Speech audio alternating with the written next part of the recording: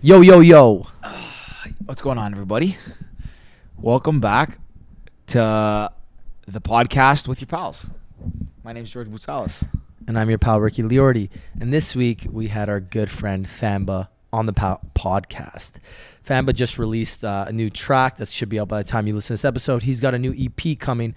But mostly with this episode, we got to see a different side of him that you won't normally see on Instagram or on Google. We got to see a different side of him and chat about some interesting things, Star Wars, nerding out, video games, and just some of the fun parties and what's happening in his career outside of just basically the music. So it's a different perspective, and we had a lot of fun with it. So make sure you check it out. And Georgie, tell us who the sponsors are.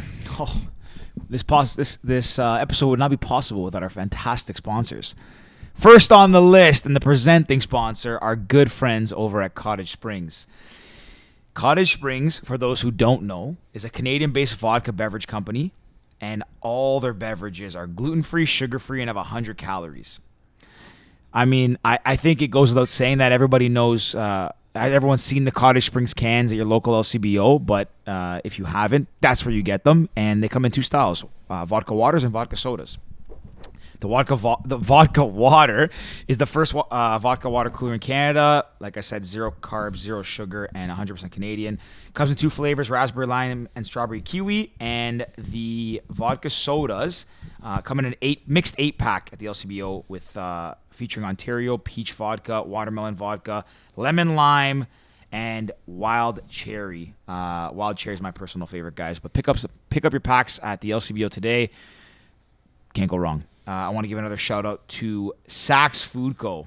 First time on the pod. Our good friends over at Saks. If you're hungry, feeling like having a healthy dinner or a tasty snack, head over to Saks Food Co.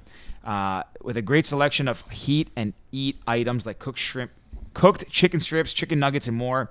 Deli meats, frozen chicken breast, frozen pizza, all at great prices. They have it all.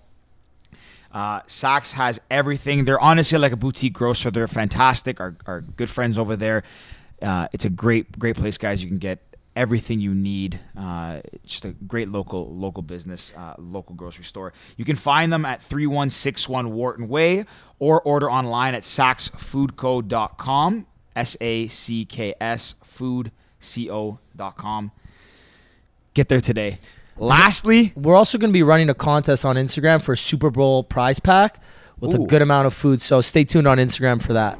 That'll be a big one, guys. Everyone needs some wings in their life for Super Bowl. We know Fat Pit does. Hell yeah. And the last, but certainly not least, your pals, for those who don't know, have a tech startup, and it is called Cast. And Cast is now in the beta. That means it's live. You won't find it on the App Store, but we have users on using it, and honestly, the feedback's been amazing so far. So thank you to everybody who's on Cast. For those who don't know what Cast is the objective assembly of public opinion. And what that means is we created a platform to allow users to ask any question they want and then vote and provide their unique, objective, and honest opinion anonymously. So you don't have to worry about getting attacked by other people, getting the fear of reprisal, the fear of being shamed, the fear of being canceled. We want people to share their objective, unique, and uncensored opinion. Well, obviously we have some community guidelines, and we draw the line at certain things. We want people to be honest and be themselves and participate in the conversation. We find that today people are passive online and not participating in the conversation, which paints an inaccurate or not the full picture of what is the actual public sentiment on a topic. So we want to bring discourse and conversation back to social media. So Cast is intended to achieve that, and I think we're on the right track. The user sign-up has been amazing, and we're underway in our beta, and we'd love to have you on board as well. So if you want to participate in the beta and get a sign-up, hit us up at www.createyourcast.com. You can message Ricky at yourpalrick or myself at Boutsalis. That's Boutsalis on Instagram. I think that's all, and I think that's been long enough. Let's get underway, my dude. LFG. Let's go. We're good. And the boys are back. Okay. Wait, let me get in here. All right, we're good. We're good. We're ready to rock and roll. Let's go. We're ready. Well, Ryan. Oh, shit. Are we supposed to go by Ryan or Famba? Famba. I forgot what we just said. Maybe we'll do Famba. We'll go Famba. So yeah. What a bad start by Rick. Yeah. Well, no, because when we walked in, I asked him, like, what do you want to go by? I said, oh, you can call me Ryan. I was like, oh, sick. Well, welcome to the Pals Podcast, buddy. It's Thank good you to for have you having on. me. Yeah. It's exciting. We love having musicians on. And when Ryan Shepard, we were chatting, he's like, yeah, I got my boy Famba, like he'd be great to come on. I was like, fuck yeah. Oh, I swear again. I'm off to a terrible start today. Yeah, you're not feeling Are it, you buddy. allowed to swear? Yeah, you're allowed you to can swear. swear. I try not Rick's to. wait, but that was your goal for 2020. No, it's a continuous goal. I just try not to swear. It's hard. It's Very so hard. it's so hard. You know what's worse, in my opinion, at least. Like, just find a word to replace, because when you say it's so, when you always go, it's so. I swore. Oh, I swore. Like, just find another word. Say frig.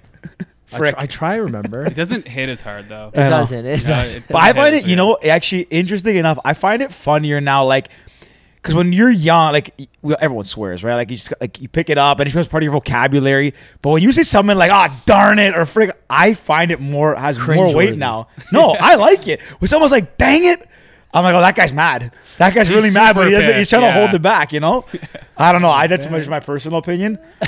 I actually feel like I've stopped swearing as much as I used to. I say frick a lot. The podcast has helped me to stop swearing. True. Because I make a conscious effort, especially during these episodes, to not swear. But then all of our guests, like just how you do, like, are we allowed to swear? It's like, yeah, you can swear whatever. Or one I of our, swear so much. Yeah, in my, I- like daily life. And then when I do like radio interviews, I have to like talk really slow, so I'm like not swearing. Because if you're live on air and you swear, you're it's a screwed. big no-no. Yeah. Like I gotta- haven't done that thankfully. But Yeah, when we had Chef Rang on, I think that broke our record for most F-bombs in an episode. Chef Rang? I don't even remember, but He he's was just- funny. we were just laughing the whole time. Yeah. It was a good joke. He was funny, but dialing back to, we're speaking of 2021 goals and all that stuff. Rick's got a million of them. We don't want to hear his now. No, I've already talked about mine. How's your 2021 been off? How's the start been? it's been good, man. It's been pretty quiet. I've just been working on new music. I did the bulk of my work kind of like last year. It's definitely been hard to like write music now, because I mean, like, what are you gonna write about? Like, usually you have like experiences and stuff to talk about, but like now it's like, staying Writing at home about- simulator. Writing about staying at home doing nothing. And like that's already been done, so it's like trying to dig deep. But yeah, it's been good, man. I'm just chilling with my dog, my girlfriend. We're vibing. That's Nice. all right. It could be worse. And you Could be came. worse. So I was reading your publicist sent over some info. You came from Halifax. Yeah. So I lived in Halifax my whole life, and then I moved to Toronto probably at the worst time possible. So I came here last January. So like it's been a year. Came here to like network and like meet everyone, because I love the city, love the people here. And then like 3 months after being here, like the lockdown started. So just when you were starting to get your bearings right. Yeah. Just But like, I mean, boom. now like I'm glad I'm settled in and I've kind of got all that figured out. But yeah, totally the worst time, because then like I was like looking back at all my friends in Halifax, and like everything's open there. Like they're still like chilling, like they're able to go to patios, and like restaurants are open and everyone's happy. There's like no cases. That's brutal. And then you Well, come here and it's like a fucking shit show. I think Yeah. out there if you're coming from out of province there, you have to quarantine for 2 weeks when you arrive there. I think. yeah, I didn't even go home for Christmas. You didn't go home. Oh, shit. Yeah, so I it guess was no like point, yeah. yeah. I mean, my girlfriend and I both stayed here for the first time we've never been with our Give a families. shout out to your girlfriend.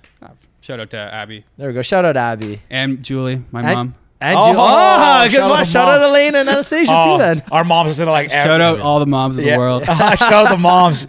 It's funny, like our moms, like we joke about it, but they legit listen to every single episode, and they'll message like, "Hey, Do I didn't they? know this." Yeah, they're My good. mom will probably listen to this. Actually. Our mom be like, "Hey, I like him. He's nice. He gives a shout out." Like, our moms will follow you on Instagram and push and, the like, mic a little, pull it a little closer. There you go. Perfect. Our moms will follow you basically as soon as this episode drops, and they're gonna be, oh my god, I love that song. Yeah, That's fucking Like I love it. awesome. Oh my god, he's got like how many Apple songs do you have on Apple? how do I see the rest of them? It's so wholesome. yeah, yeah. aw, It's very pretty good. much has. They're biggest supporters, but Well, okay. Well, tell us about your 2020 because you did have a couple good releases. Yeah, I mean, so it kind of sucks. It's like 2019, I had a great year, and then 2020 was kind of when I was starting to tour. I just got my visa for the U.S. I had some shows booked in Miami. I was like opening for the Chainsmokers. So pumped, I was like on a big high, and then boom, like it all kind of stopped. So then after that, I kind of just decided to like totally reinvent my sound and like who I was as an artist. So that was great, because now I kind of discovered like, I don't want to make pop music anymore. I want to make dance music. So I got to do a bunch of that. So I'm really happy with how the music's turned out. But I'm bored, like I'm bored as hell. I miss clubs. I miss playing. Like I miss like hanging out with people. But I mean, a good thing came from a bad situation, basically. That's all right though. It's good to see that, like the silver lining, I guess you can say. Like even with us, we stopped, and most of our listeners will know this, but we stopped recording for about a month and a half when COVID first hit. And we had like 2 or 3 massive episodes right before COVID. Like we had an Olympic gold medalist. We had Jonathan Osorio, superstar for the TFC. And then boom, COVID. Yeah. So nobody, like our downloads basically almost went to 0. Because who's listening to a fun, 2 young guys chatting about having fun, good time, soccer players, Olympians, this and that, when the world is like in the biggest downfall of our lives. Yeah, and it was like pretty solemn back then. Like it was dark days, It was a weird, man. Yeah, it was a weird vibe. Yeah. So we actually took a complete like break for about probably 4 or 6 weeks or something. Yep. Then we had a doctor on. We were doing them over the phone and Skype and whatever.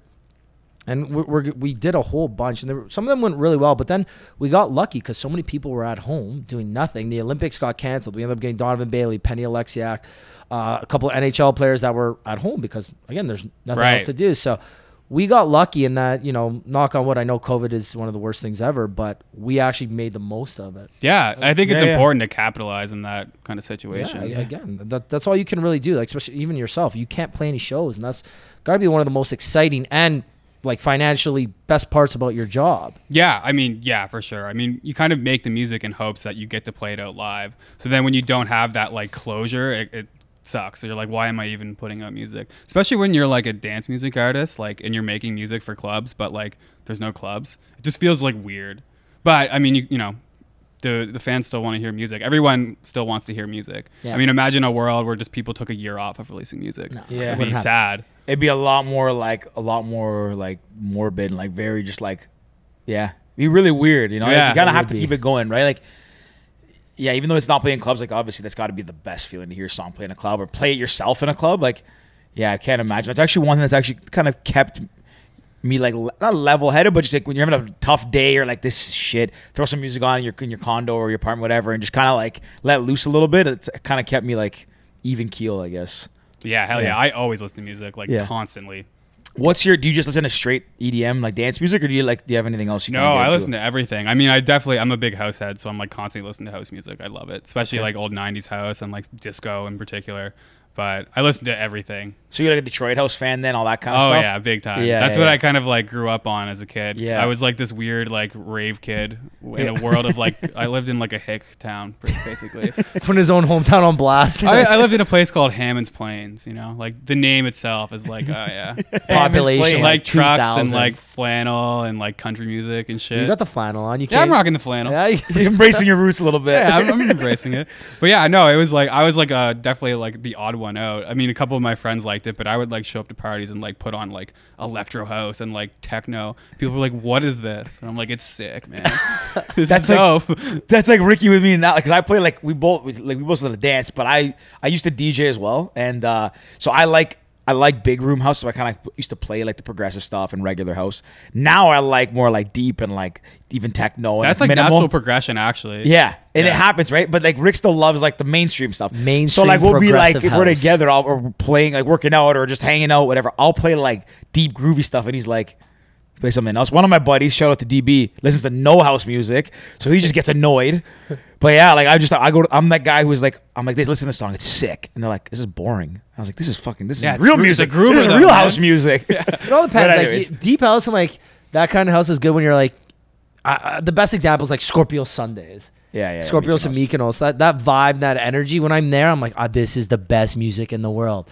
I get back home, I'm in the gym, and I'm like, I can't listen to this. There's a time and a place. Like the average person probably doesn't want to listen to house music. Like I do. Like I'll wake up and like jam house music. Same. I'm the same way. But like a lot of people don't like to do that.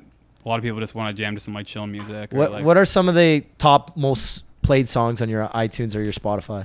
Wait, are you Spotify or iTunes? I can't say. Oh, you got a deal. You can't say. All right. Okay. Off the record. What are the most played songs? Like, what's your top? Okay, actually, I'll just say I used to use Apple Music, but now I use Spotify. You're Spotify. Okay. Yeah. Don't at me. My most streamed song probably of all time is Toto Africa for sure. Like, love that hands song. down. Probably anything Michael Jackson's coming in second, or like anything Men at Work, Earth, Wind and Fire. Oh, Earth, Wind and Fire. Yeah. Some like old disco, and this then sounds like my like karaoke playlist. Oh yeah. What else? That's probably. Oh yeah, and like probably one of my biggest songs is like "Riders on the Storm" by The Doors. I don't know that one. I don't know that one I know the either. Doors, It's like but an I don't know the obscure song. Doors song, but man, it slaps. Yeah, Yeah, it's dope. I love it. What'd you listen to growing up?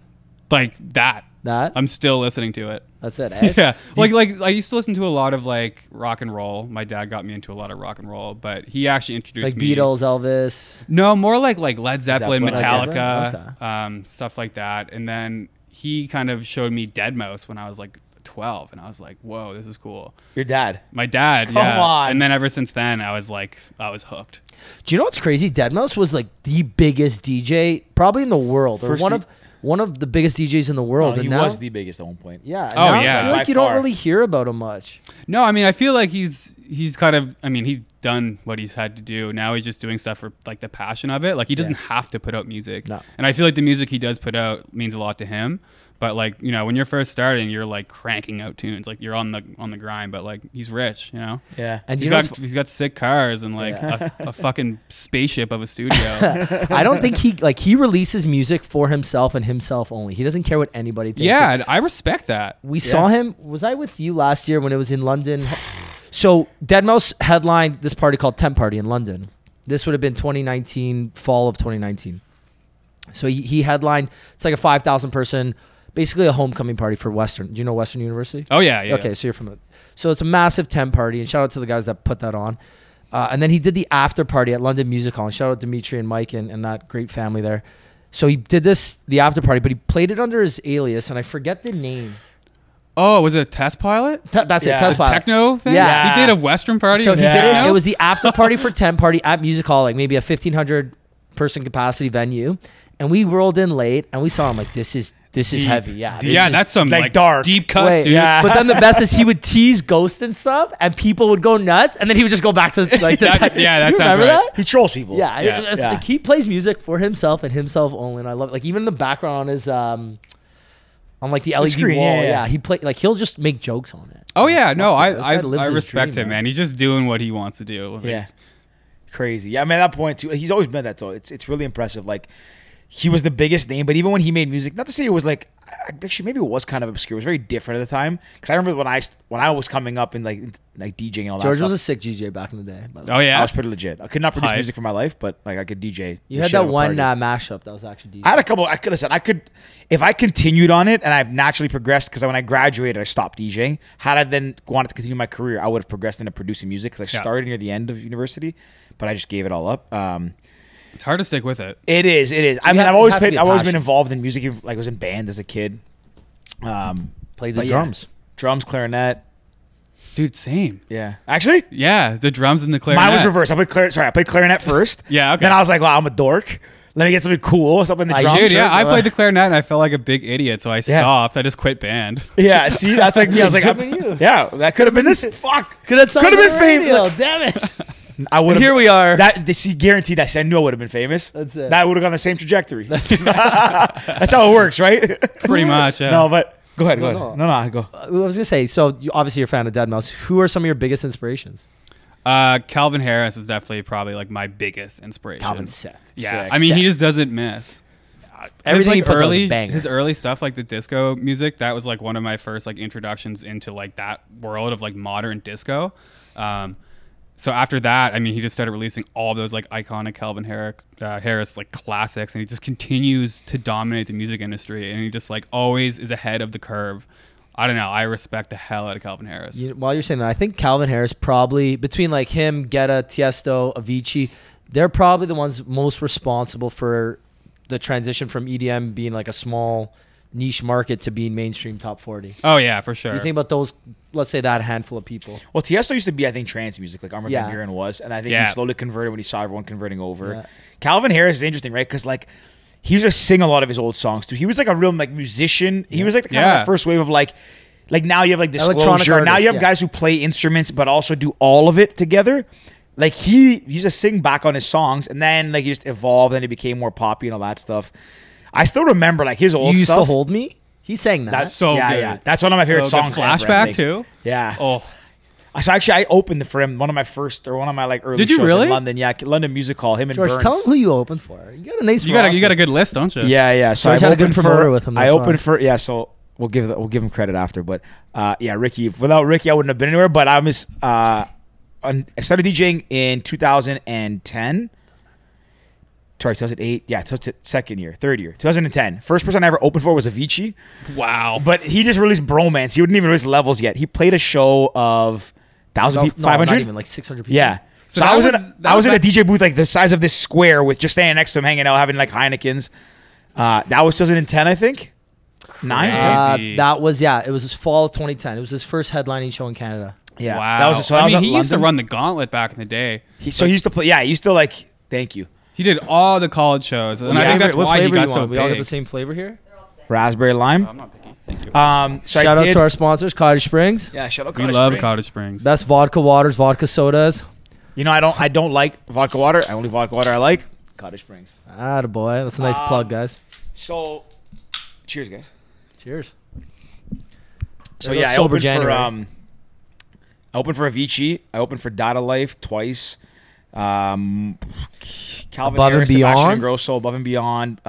Gareth Emery, Max Vangelli, Sunny James Marciano, Tim Mason, like a few other random guys. Dancing astronauts. What? Manufactured Superstars. Manufactured. Dancing astronauts. That's a the blog. website. Yeah, that's the blog. Yeah. That's the blog. Yeah. Sorry. Yeah, and that's it. Like a bunch of other ones. Like I was supposed to open for Avicii again. The greatest party that never happened. It's my tagline. Is that what you call it? The greatest party that never happened? So you wouldn't know this. I think you're a little bit younger than us, and you're obviously from a different city. But when I was probably about 21-ish, we were throwing this New Year's party in Toronto at a venue called 99 Sudbury. It doesn't exist anymore.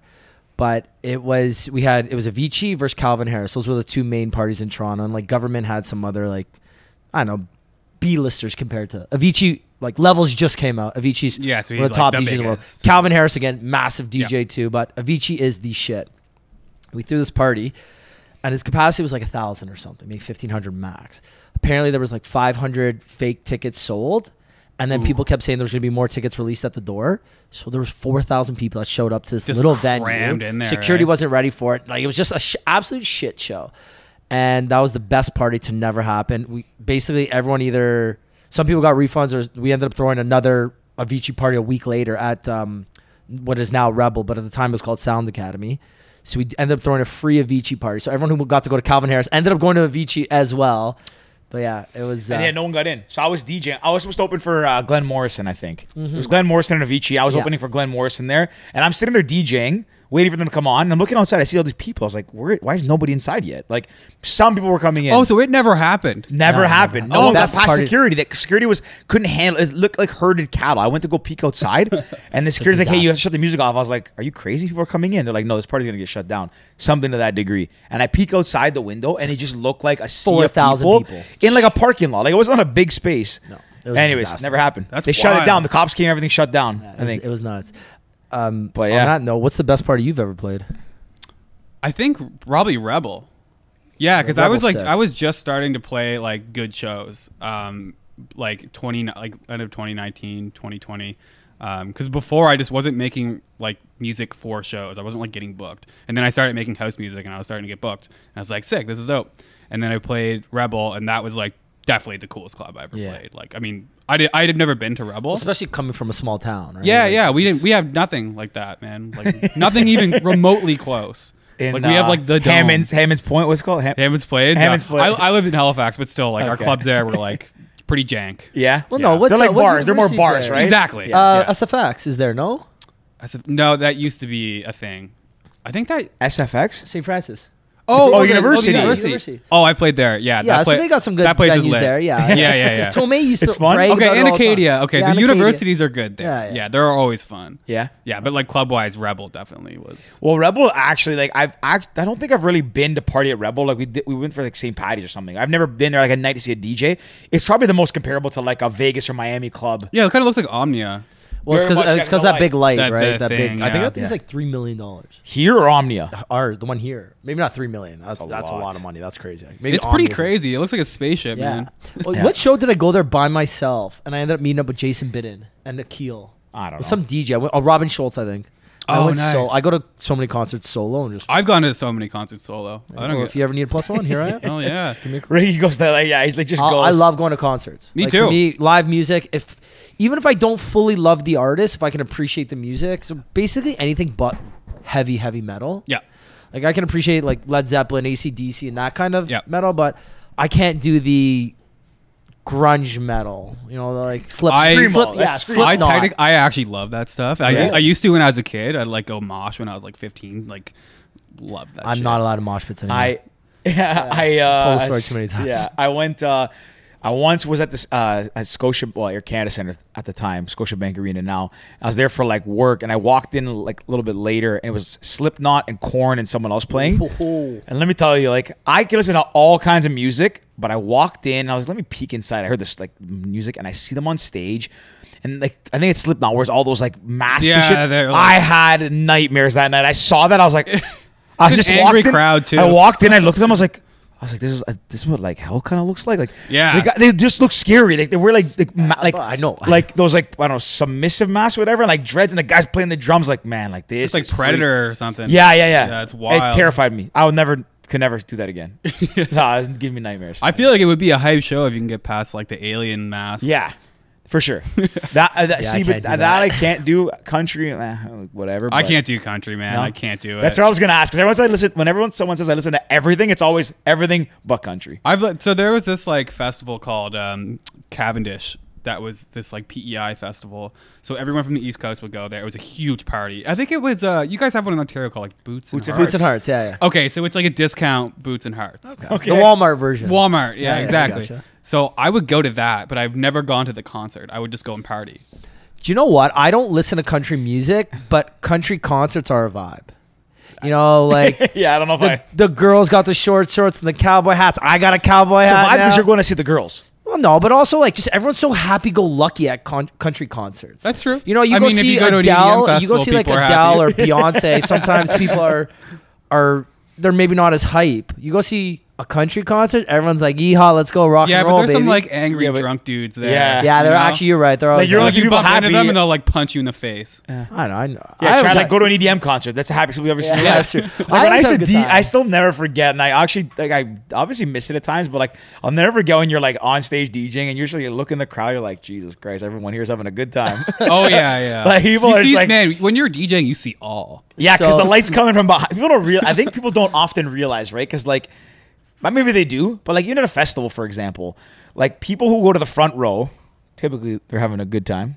So Couple pops. they're at the front, and the lights come towards you. Naturally, you see everything, but when the light's hitting your face is lit up like a Christmas tree. Yeah. Naturally. And I like that's one thing I'll never Eyeballs. forget. Like when you're DJing, you see people, you're like, oh, okay, this is what it looks like. Like we're having a good time. When we were in our 4th year of university, so this it was a big EDM club in London, Ontario called Cobra London, and they had one in Toronto. Basically, it was the EDM spot in London for these smaller shows. They ended up doing some massive guests. I think didn't Calvin Harris? No, Hardwell No. played there. Hardwell Yeah, came yeah. through there. A bunch of massive artists came through there. Got ranked number 44 on DJ Mag Yeah. North in the world. So I was a promoter back in the day, and we got the Friday nights, and I was like, hey, if we're going, we need our boy to be the headliner, Yep. the resident DJ. So Georgie would be the resident DJ. And you got to remember, it doesn't matter if there was a headlining show or not. It was the spot to go to listen to house music on a Friday. Right. So you'd have 1 week Sonny James, Ryan Marciano, Manufactured Superstars, Tim Mason, G Von B, and that was his DJ name at the time. So George was a big DJ back Yeah. in the day, basically. You wouldn't know that he wasn't anybody famous because his name's and face is on the poster, It's and we big, yeah, promoted big him. font on a poster. Hezzy was like the Toronto guy. Yeah. And there'd be times like we'd be there, and I'm like, George is killing it. You see people having the best time ever. Like he's actually like a real famous DJ. And Felt pretty good. He wasn't, I realized right? that's when I realized like I was a big fish in a small pond, and I knew that I'm like, okay, this time's gonna come to an end. I had a really good opportunity here. I'm gonna go back to Toronto, and I'm gonna be like a little fish again, and I'm not gonna experience. I'm not gonna play a club where like people come just to watch me DJ. Like students are coming to watch me play, and I'm like, this is insane. Like it's only a couple hundred. And We had some enough good about times. me. I feel we're talking about my days are behind me. I'm getting too excited now thinking about it. Well, Let's Mike, jump back long over to you- Famba How here. long you been doing music for? How long you been doing I- music it sounded for? weird. What the hell is wrong with me, man? We're 92 episodes in, and that's the question I ask. How long have you been doing music? Holy crap. while. Producing. Doing the music. How you doing the music? Like, Doing the music. So no, I started when I was like playing guitar when I was like 12, but it wasn't serious. I was just trying to like serenade my like 12-year-old girlfriends, you know. I like that. And I sucked, so like it didn't work. Did you take lessons? And No, I never took any lessons. And then are you self-taught fully? Yeah. Wow, good for you. Yeah. I mean, you can't really take production lessons. YouTube is that. It's like the school of YouTube now. Yeah. Well, now they have masterclass, Deadmau's. Yeah, I mean, those are he still like you don't even need to. No. Like Yeah. you just go on YouTube. Yeah. Or just like learn. Like I interned for someone for a while, and that's Can you where I say who? learned. Yeah, Corey LaRue. Okay. So he was in a band called Neon Dreams, and now he's like their producer. I know Neon Dreams. Right? Yeah, they're Sounds the homies. so I lived with them for Yeah. like 3-4 years. Okay. So big inspiration for you, I'm assuming. Of course, yeah. So like cool like little story about that. I was just like trying to claw my way into any kind of like studio I could when I was younger. So I knew that Corey was at this like club in Halifax and like VIP. So I like snuck in, and then I was like, "Hey, dude, like, can I intern at your studio?" And he's like, "Yeah, sure." Like it was that easy. Really? Yeah, and like he kind of might have known me because I lived in the same like town when we were growing up. So I would just What's it like called go to again? work. I was like a Hammer's Plain? cook. Hammond's Plain? Well, actually, this was in a place called Sackville. Yeah. Why do I know Do you know what? I feel like it's one of those things. You know, craft hockey on TSN. They do like, oh, win a $30,000 for your city. Like, oh, the winner is Sackville. Sackville sucks. Like, Man, really it's, roasting his hometown. No, it's everyone there will tell you Okay. it sucks. It's like, no. So why were you in Sackville then? Sackville. I just grew up there, and then we ended up moving to Hammond Plains. Hammond Plains was actually like a nice area, but Sackville, like, nah. What's the population of Sackville? Or and Hammond? Like nothing good. 3,000. Nothing good. No, it sucks. But yeah, so anyways, like I would go to work. I was like working in a kitchen. I was working at this like fine dining place. So I would go work like crazy hours there, and then I would just like go to the studio and like chill. And I barely even interned for him. Like he didn't like make me do stuff. He pretty much just taught me stuff. It was a good like situation. That's awesome. And then we ended up like becoming good friends, and I like met everyone else in the band, and we all became best friends, and we ended up moving in together. But before that, I was just like a rave kid. I just loved like EDM. I just loved it. Like it was all I thought about. So me and my friend went to this festival called Evolve, which is like this local festival. And, we did the stuff you do when you're 18 at festivals. And I had this like epiphany at like 7 in the morning. It was like the sun was coming up, like this DJ was playing. And I was like, I looked at my friend. I'm like, dude, I'm going to do that. Come on. And then like I did it. Like it was so bullshit. That moment. Yeah. Do you want to write that time? But like that was the 7 moment. minutes. That's the moment. That's the light bulb goes off. Yeah, that'll do it. That's funny because like how many people probably think that while they're at a festival like that, be like, I want to do that. Yeah, I actually did that. And then they wake up and they're like, ugh. Yeah. But I woke up and I was like, all right, like I'm ready to go home. And like I got a laptop like the next week, and I started learning the software like just like that. That's it. Yeah, and I just never stopped. I love that. How long ago was this? I was 18, so now I just turned 26 like last week. So Happy birthday. Thank Happy you. belated birthday. Thank you. So it's been Wow. like 8 years. Shit, man. Good for Yeah, you. and even that's like I was still like a late bloomer. Like 18 is pretty like old to start. To start, yeah. But I mean, it Gotta worked start out. somewhere, yeah. You have to start somewhere. You have right? to start somewhere. I guess we're kind of late to be podcasters. Well, very Not well, really. You know what, Actually, no, though? we're in the prime of our podcasting career. Nah, you guys are good. Yeah, we're you guys are we're good. hitting our stroke now. Joe Rogan's There's like no 50 young something. podcasters. Yeah. Joe Rogan started Yeah. he's 10 years old. Technically, then we're he's- early. I feel like you need to be at least 25 to start a podcast. You got to experience some Yeah. shit. Yeah. You can't just come Yeah. on here and be like, here's my advice, do this. But I'm or not- you go younger and you just tell your crazy stories and don't give a shit. They can't do that. Okay, but like imagine like Zoomers like trying to do a podcast because like what do they have to talk about? Wait, Zoomer? What are Zoomers? Like the little kids. Zoomers. Yeah, Oh, like, is that what they're called? TikTok called yeah, Zoomers? Zoomers. Their, their generation. Gen The Z Zoomers? Is that what they're or- called? I know. Zoomers, yeah. Gen Z and Gen Y. Oh, Gen Z. He said they call them Zoomers. I did not know that. Now you know. You guys taught shit. I think it's a learning. hilarious term. What Zoomers. does- And what it makes does sense. Hyper stimulated, like they zoom. Wait, they're like, what's the what does Portnoy call them? wiggle dickers? Wiggle dickers. That's the so best, true. Yeah, that's the best. Okay, name. let's do a digression before we jump back to this point about this stuff. Because the crazy thing is, if you think about Dave Portnoy, he is the modern day, the smartest self-promoter, self-marketer that exists today, without a Agreed. doubt. He started a podcast with an 18-year-old TikToker, and now people, like 18-year-old TikTokers know who Dave Portnoy is. Jordan listens to that podcast. You do? BFS? Wait. I don't know what this is. Oh, sorry. Okay. So, explain. Dave Portnoy. Okay. You know who Dave Portnoy is? I don't. Oh, okay. Sorry. Whoa. Whoa. Hey, back up. Am I living under a rock? No. Shit. You know Barstool Sports? Oh, yeah. Dave Portnoy is the founder and CEO. Okay, Or, yeah, no, yeah, he's yeah, not yeah. CEO Yep. because the girl's the CEO. Andrea. No, Cardini or no. something. Something with a Z. Is it Nardo? Erica There Girardi. we Yeah. go. With a Z. So Dave Portnoy started it, founded it, and he's a very outspoken and very he's very loud and boisterous, but he knows how to capitalize on a moment, and he's done that his whole career. So Barstool started as an obscure newspaper, and now he sold the first. I think he sold part of it for like 100 or like 50 million. Then he sold for 100 million. Then he just keeps growing I and think growing. recently it was like 500 to Penn. No, Penn was $100 million. He cashed out on. I think whatever his portion was, but that's not the point. The point is that he just is very good at self promoting, and he's very shameless. Like he does the pizza reviews, all that stuff.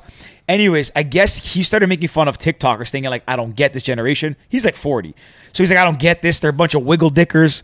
That's what he started calling them. And I guess, I don't know the whole story, but I think some of them got wind of it. Yeah. And then they invited him out, I think, to LA. So he was at one of the houses. What's the Sway House. Sway House? I don't know this shit. Jordan knows all this Jordan stuff. loves it. The Sway House. And that's like a bunch of honestly, they look like younger versions of I guess you, just kind of young guys doing their thing. And they're very famous, so he kind of latched onto it. They kind of came together, and they were doing some video of working out or something. Well, he went to the house and worked out with them, and then him and Josh Richards started a podcast called Yeah. BFFs. Yeah. And now it's doing really well. So it's See, a this is 40-year-old the time man, when That's need the mic wild. right there. Yeah, What a turn of events. and Yeah. he 40-year-old man with an 18-year-old TikToker hosting a podcast, which probably got to be one of the biggest podcasts now. They moved up because now 18-year-olds are going up to him. 100%. And also, their generation know nothing about Dave Portnoy. So it's like the Sway House. We're completely introduced to this new wavelength when Barstool's been around for years doing such amazing work. So it's just... It's cross-promotion. This is why we need the mic. Though. Yeah, Jordan's there's gotta like have a a 10 mic. seconds pause right You here. can like- hear, Yeah. but we got to give you a mic, Jordan. But did you hear about recently? And I hate to, we're gonna plug this because it's great. But so they did an episode online or on one of their episodes where they were showing pictures of people, and it's like, Dave, do you know who these people are? It's called Boomers and Zoom. Boomers and Zoomers, maybe. So they showed a picture of James. They showed a picture of James Charles, who's a male. Oh, he's makeup the artist. makeup guy. Yeah, he's the makeup Yeah, guy. yeah. So and he's like, oh, it's Madison Beer. Madison Beer's like one of the most beautiful Instagram models alive. She's Like, also mad talented, dude. Yeah, she's she a does- great oh, she does music singer too. She did a song with, her music is fucking dope. Jax or something. She did a song with something named Jax. It was like an Jax EDM song. Jones. Jax Jones, yeah. Yeah, and with Martin Slovak as well. Yeah, She was the vocals on it. So she, So- again, so good. crazy good song. I don't know what's going on right now, but continue. So listen, so don't stop. Dave Portnoy was shown a picture of James Charles, and he's like, "Oh, that's Madison Beer," and obviously it's not Madison Beer. So he's telling the story on his Instagram or something how he saw Madison Beer in like Swan or something in Miami. And Great he was- restaurant, by the way. And he was too embarrassed to go up to her because she's like, "Oh, she probably doesn't know who I am. I'm a 40-year-old man. She's on a date or something." Telling this whole story. Doesn't she come up to him after and be like, "Oh, I saw that clip, that scene where you called me James Charles, basically, like, ha ha ha." And he's like, "Man, what the hell?" So basically, the point of my story is that he's taking over the internet. He's taking over already. He is the He's smartest He's the marketer, best. yeah. He's the best marketer of hands down of our generation. 100%. And anybody who disagrees, who thinks he's an idiot or this, I mean, he acts a bit arrogant, but that's part of his shtick. And he got arrested at the Super Bowl for calling the commissioner. Anyways, we're going down a rabbit hole here. Yeah. Let's bring it back to the man of the hour here. No, go ahead. Hit us with your last one, Jordan. No, he literally is the biggest beefer. So when he gets in an argument with someone, he makes a champagne bottle with their names on it. And when he takes them down, he pops it. Oh, Yeah. because of what's his name? Suit guy. Suit man. Suit man, yeah. Yeah. When the Okay, whole we're getting call off her daddy topic here. thing. So many of them. Yeah. That is hilarious. Fam, back to you. How did we get on this point? Talking about Zoomers and then Zoomers, because we never heard that term. And then, yeah. How do we get the TikTok. It's like my Zoomers? favorite term right now. I don't know. I just great. love it. It's great. Fuck, I guess. Wait, so what generation? You're not. I'm you're probably a 27. Zoomer, honestly. No, we're millennials technically. I'm a millennial. See, I thought I was, and I was always like, yeah, I'm a millennial, but I'm actually not. I'm like Gen Z still. Yeah. Because I was born in 95. Okay. Gen Ys and then Gen Zs. Oh, maybe. Whatever. I can't keep up with this Yeah, stuff. neither can I. I I was born in identify as a 1990. That's millennial. it. Yeah. I'm 30. Yeah. That's it. Anyways, back Let's to the bring this point. back in. Let's reel Yeah, it in. yeah. Okay, so what's lined up for 2021? What do you got? What are you working on? I have Well, an can you tell us that EP. you're working on? Yeah. Sorry. Okay, yeah. So I have a new EP coming actually. Okay, that's exciting. What's it called? Wishes Volume 2. Wishes So the first Volume one was Volume 1. Figured. Yeah. Naturally. There had to be a Volume 1. Naturally. Kind of We weird. just to stop, started at like- 2. The one's gonna come out later. Yeah, we're gonna go like backwards. No, I'm super happy with it. Like I'm making music that I'm like passionate about. I'm writing it, like co-writing it myself. I think it's more personal, and it's all house music, so it's like exactly what I want out of music. Okay. When you say writing it, you mean like the production part or the vocal part? Both. Okay. Yeah. Nice. I mean, I don't sing, but I'll definitely like write the songs, and then like someone else will sing them. Yeah. And do you have people collaborate on like your writing aspect of not the vocals, the production side? Or do you do most Not of yourself? usually. Sometimes, Okay. like sometimes, how it works is like someone will send you like a demo, and then you'll kind of like maybe take something from that demo. But I usually always produce it myself. I like to do it myself. I just like the control kind of thing. Yeah, of course. When you're producing something new, do you just sit in a room, lock yourself in, and that's it? Yeah. From start to finish? Yeah. Because who are we talking about that did the writing camps? Or the Oh no, production I do camps? writing camps. Yeah. Where Okay. It's like you start and then you switch rooms or something. I can't. Yeah, remember. writing camps are it's like Bobby speed Love dating, told us. dude. Like you like go into this room and you Lincoln meet Weekends. everyone, and then like they're like, okay, they split you off into groups and you go write a song. Sometimes it's like one session a day. Sometimes you're doing like 2 to 3 a day. So yeah, it's hectic. But as a producer, usually we're not doing too much. We're just like playing some chords, like recording vocals, maybe adding some drums. But I like to write the songs during the sessions, and then I'll go home and like lock myself in my studio and like. But I don't like to like work on like nerd stuff in front of people, because I just like throw shit at a wall until it sticks. Like I usually never have like direction. I'm like, I'm just gonna go, you know? Whatever the vibe is. Sometimes I have an idea in my head of like how it should sound, but like it always changes. It's pretty good actually not to plan more. I actually really believe that. I was actually asked this question today, oddly enough. You know what I was asked today? I was us. filling out something. What advice would you give to your younger self? I was filling out the thing on like AngelList for our company. I saw some Q&A stuff. I'm like, let me fill this out. And my thing I wrote was like, stop planning, start doing. And like I think that's one of the things which is interesting that you just said. You just kind of go and do. And I think some people are great planners, and I think it's good that they lay stuff out. I also think that in the world we live in, it's like hyper stimulating. Everything's move fast, go, go, go. I actually do think like moving is the most effective way to learn something, because like you can plan all you want. It's a boxing saying, right? Everyone has a plan until they get punched in the face. But in general, you can make a plan, but like then you're limiting yourself and you're whether it's I music or agree. anything, you're limiting I your don't- creative ability because you're trying to stay Yeah. within parameters, right? I don't plan shit. Like I love I'm that. just not that type of person. Yeah. Like I don't like schedules. I don't like any of that stuff. I mean, that's why I got into this. Is so like I don't have to do what people tell me to do, or like have to follow this like regime, you know? Yeah. Like I just like to like wake up at like maybe I'll make music today, or like maybe I'll play like Halo or something, you know? Do you set an alarm in the morning? No, Yeah, haven't I set- love that. I haven't set an Absolutely love alarm that. in a year. So I actually, it's funny. I'm asking that because I'm of the belief that I do now, but I don't like setting alarms. I used to do it because I used to, like for my career, like I used to have to be up at like 6, meet like early in the office, get stuff done, or work out, and like very structured day. Now that we're tech entrepreneurs and podcasters, it can be a little more flexible. It's a But wave. it's the best. You work on a schedule. The problem is, so in all from April till probably September, set an alarm maybe like once in a while when I would have a morning meeting. Otherwise, I wake up when the sun comes up. Yep. And honestly, it's the best feeling. Now I have to, because I don't know what's going on lately. I don't know if it's I don't know if it's me or everybody. I can't Mercury's wake off up. grade. No, but like even with a 7 a.m. alarm, I can't wake up. In the summer, no alarm. I'm up by 7 anyways. Like sun comes up, I'm good. You know what's weird? Actually, I used to be really bad when I was in Halifax and I was living with a bunch of DJs. Like, unfortunately, I joke. Sorry, I'm not laughing. I joke. But I'm also no, you like, should laugh. This is bad. The way he's telling the story. I know where it's this is gonna go. I would wake up at like 3 p.m. Yeah, Like 3, and during the winter, my shout out to Kyra Mastro, my old roommate, Craig. the fucking homie. We would wake up at like 3 in the winter and have like 2 hours of sun and be Oh, yeah.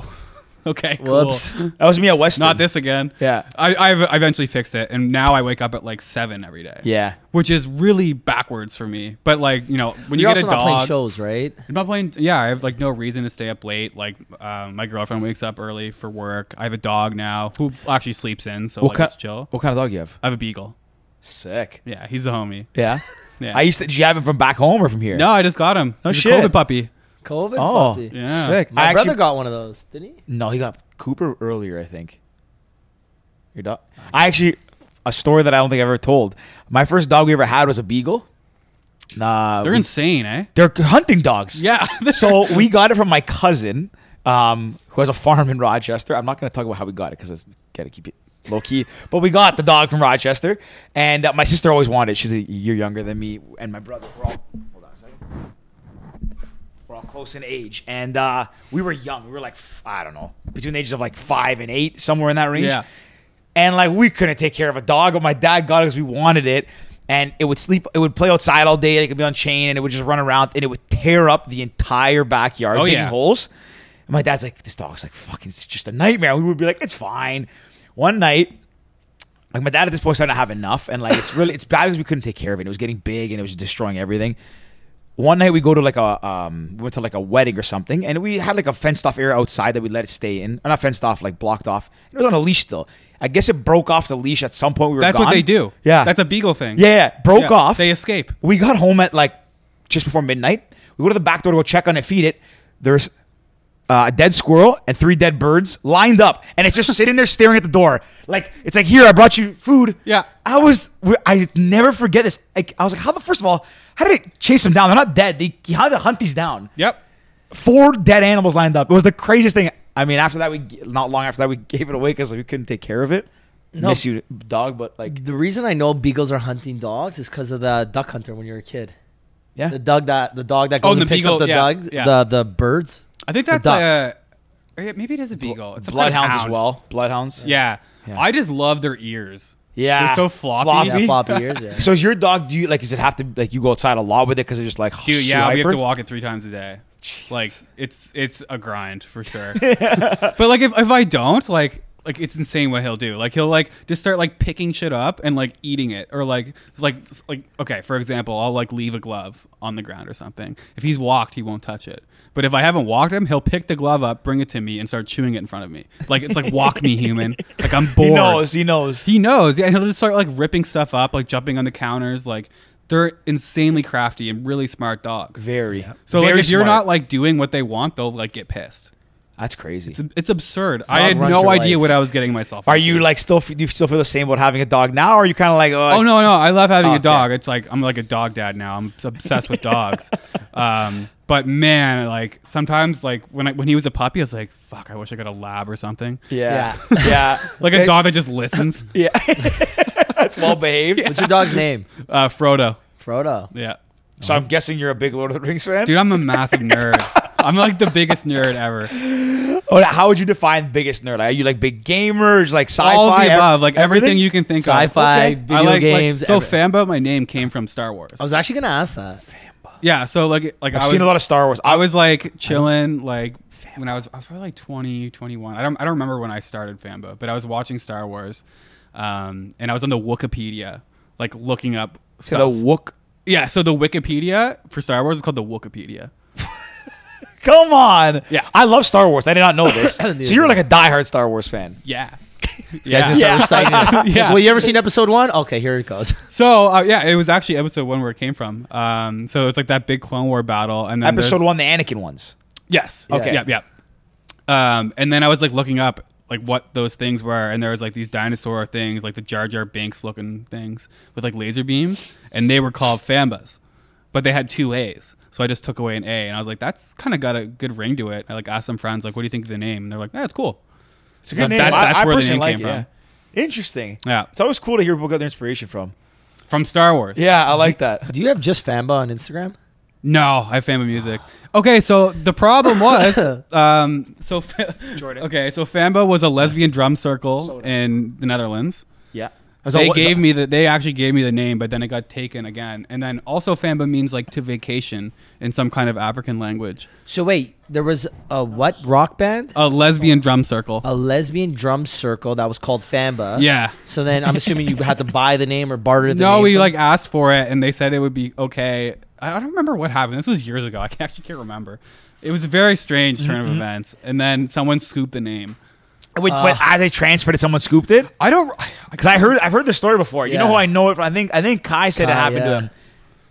I remember hearing the story on I guess one of his vlogs about or on his Instagram back in the day that like he bought the name and after transferring it, it got like jacked. Someone took it Because now there's they hold bots now. Yeah, now they hold it for 2 weeks. Right. No. So yeah. If you, Your own name. Yeah. Is there Pete? If you switch your name, nobody can take it for I think it's 10 days to 14 days. Because just in case the original owner wants it back. Oh, okay. So now it's That's like actually very good. hard to sell. Because there used to be websites that sell Instagram names, which is crazy. Really? The bots find them. Any like 5-letter word is basically taken on Instagram. Yeah. Most 6-letter words are taken too. You can get lucky maybe if you get 7 or 8 letters. But well, these bots will just come in, swoop them, and then they'll be on a site. You can get a 7-letter name for $500 American or something. Yeah, but the problem too is like if I was to get it on Instagram, then I kind of have the problem where I have to get it everywhere else. Yeah. So then it's like this whole other thing where you're like going down the rabbit hole of like getting it on Facebook and oh, you know what? It was on Facebook. That was the lesbian drum circle. Okay. Yeah. And like I'm not just saying like it was literally that. Oh no, fair. Yeah. Yeah, like not laughing at the joke. Actually, it's crazy that like, are they? They're from Netherlands. You said Yeah, they're from the Netherlands. crazy. Yeah. You know where you can get the name at Famba Where? Cast. That's right. Oh, that's a good plug. Set you up. Everybody Cast. get on Cast. A lot of first names still available. Get on there. Great concept. Great concept. I want to jump back to Star Wars before we get into anything else. I'm assuming you watch Mandalorian. I love how we're So all having a good, couple pops dude. here. Yeah. I got like a baby Yoda or Grogu. Big I Grogu? have like a baby Yoda or Grogu. You got I don't one of know. them? I don't know Little what to ones? call it because like Grogu. baby No, Yoda Baby feels Yoda's right. the name. Yeah. Okay. It's so interesting. So that is not Yoda. No. No, It's it's Grogu. Grogu. So it's like the same species. Spoiler alert. Yeah. Anyone who hasn't watched yet, We might have yeah, just ruined it. Your but problem. You got to get on it earlier. It's just a name. People are gonna stop listening right now. That's okay. Continue. So you got a Baby Yoda, but Yeah. your question is... I don't know. Oh, have you like Mandalorian? Like, what are your Oh, it's thoughts? so good, man. Yeah? I'm obsessed with it. Yeah. Honestly, really, really good. Yeah. I think that, and I'm actually really excited. Like Disney Plus, surprisingly, like I thought it was gonna get more like Disney-fied since they bought it off. The good. thing. It's really good. It It's kept really me. good. Then they have 10 series coming out or something. Do you 10 have- more series. You have to watch the new Star Wars. So I've seen the original 6. I haven't seen any of the... What? These are the new ones? No, I haven't seen any. My problem is my family doesn't like Star Wars, other than my brother. I love Star But if Wars. I'm with my brother, his fiance's with us, and she hates sci-fi. Oh. And then if it's just me and my brother who want to watch Star Wars, we can't convince the rest of the family. Because we did Marvel. My whole family did Marvel Yep. in basically 2019, 2020. I did that recently in like 21 2 weeks. 21 movies. Is that what there is? That's 21 or I 26. did them in 2 Absurd. weeks They really milked that. while I was running Cast. So basically, watching movies, not running cast. sorry, everyone at Impact. No, I'm kidding. I actually No, but I yeah, had, so we did that. And the next, you think once you're done Marvel, it makes sense to do Star Wars. Yeah, for Like sure. they Natural share progression. so many good similarities. Or Yeah. you can do Marvel, If or I'm, you can do if Star I'm Wars. being honest, I like Star Wars better. Same. I like both, but I like Star Wars. To me, is like The universe is like special. Yeah. Like traveling to planets and all these different Well, species. it's so and ahead of shit. its time too, right? So If you think about it, ahead, that was yeah. from the 90s. So, anyways, I've been trying to convince them to do it. Nobody wants to watch it. I don't really watch movies on my own. I don't really watch much TV. So I haven't seen the new ones with, I know, Kylo Ren. Kylo Ren. I haven't seen any of those. They're So okay. Do I have to watch those No. to watch Mandalorian? That's what a lot of people say. Like The new last one, ones? I hated the last one. I just thought, That's the last Jedi or the Return. or like the last movie. Yeah. The Last Jedi, I think it was. Is that where Mark Hamill comes back? He comes back Mark the second Hamill? last one. Yeah. I just thought that storyline between like Ren and Kylo Ren, or When they're like, no spoiler, like kind of connected. Whatever. yeah, it was just like, I actually, Wait, George, what did you kind of connect? I was doing some weird like thing. You're connected. I was trying to connect. I don't know. I've never done that before. That was weird. I don't know why I did that. Actually, I just go like this, connected. I did like the two farthest fingers. That's Weird. chill. It's kind of what these Cottage Springs are getting to me. Another nice. You know plug. they're good. Another nice plug. I think the most recent movie, I can't remember the order to be honest. There's so many, but like the most recent movie, the last one to come out, I think was better than the previous one to that. One of them I didn't really like, and I can't even I think remember. the first new one was the best. I think that was my favorite. But Yeah. the second one was good, and then the last one I was just like, eh. Adam Driver is really good though. He's a great actor. But you know Yeah. what's interesting? I remember when that first new one came out, when Kylo Ren was getting introduced, you see his mask in the trailers, you don't know who it is. Like, you get him Badass. known. So he looks so cool. And then the first time in the theater I saw him take his mask off and it's Adam Driver, I was like, oh, he's kind of nerdy looking. Like Yeah. it doesn't seem scary. Yeah. But then as he goes on, The he gets arc better. kind of builds, and you're like, Yeah. oh, this guy's like pretty intense. Because you're like, oh, it's Adam Driver? Like, That's not scary. Didn't SNL do a skit about that? They've done a lot. They've done. So the first one is the one where you see him and her fighting in the forest at the end or something, right? I'm not gonna know how to explain the storyline. Yeah. I I'm not gonna do can't justice. either. I haven't seen them enough. I've only seen them like once each. Yeah. I'm more of a fan of like Obviously the not older big- ones. You're not a big Star Wars guy then. Well, you see the original Star Wars. Yeah. I'm gonna go back and watch them. You know what? I actually might do that soon. Do the whole Star Wars universe from start to finish. I got time. Let's do it. No, do that. He does it You ever- every time you I ever- go give props. You ever heard of that ball and chain? Oh yeah. What? I told you. It's a thing. It's like frowned upon, but it's a Is it thing. frowned upon? I mean, It's weird. it's yeah. Does it symbolize It's something? or weird. something? No. Okay, I don't know. I thought it was like, I've heard Yeah, of I it don't before. know, People do maybe. that. okay, because ball and It's not chain. super weird. it's kind of weird. Kind of weird. Let's jump back. Let's talk about you. We're Go back gonna. This to is the- good. We're kind of all over. I like it. Well, do you know what? Eclectic podcast. Well, the reason I like doing stuff like this, because okay, if we're gonna talk about your music, people can read about it. People can. Are you on Wikipedia? No, but Yeah, I've done Wikipedia- enough. I've talked about my music. That's why. at If so someone many Googles interviews. you, they're gonna see all the same things. Yeah. This is, get to see a different side of you. I also just did like a press gauntlet of where I've answered the same questions over and over and over again. Yeah. What's the question you've got the most? Well, they're all like what's the inspiration for your new single? Like what's the EP inspired by? It's like, you know. It was named. It was inspired by the first one that was named the same thing. No, but yeah, to Rick's point, that's why it's fun, right? You find out new things about guests, and we want people to know. Like Ricky always said it really well at the beginning, like the first few episodes. Always like, tell us something we can't Google about you. Tell us something we don't know. I haven't said that in a while, but I was actually just gonna ask that question. I got you. Go take it away. I don't know. Tell us something about you that you can't find off Instagram or Google. Or you wouldn't have learned on this podcast already. Yeah. I don't know. I mean, like I feel like my fans would know I'm already a big nerd. Like I've been a huge like gamer my whole life. Like Are you ranked? ranked on what? I don't know, some gaming system. I used to be like really good at World of Warcraft. Really? Like I was like ranked in the top like 0.1% in the world. Really? Yeah. Really? When I was in high school, I was like pretty dope at World of Warcraft. So we've got two buddies. So one of my first was my roommate at first year in Western. He was ranked top 500 in Call of Duty in the world, oh, nice. Okay. which is insane. And he would just No. Josh Friedlich. Oh yeah. And then Zach Batashner was my other roommate, and David Perla. Shout out Dave. Shout out to all of them. Yeah, shout out all of them, even though they probably don't listen. But so Josh Friedlich was ranked top 500 in the world in Call of Duty. So like I'd put on the headset and I would just talk shit and he would just destroy everything. And the kids would be crying at him. But anyways, we have another good buddy who's also one of the co-founders of our app, Cast. That he was ranked top 20th or something. He was ranked top Recently. 20 in like Canada.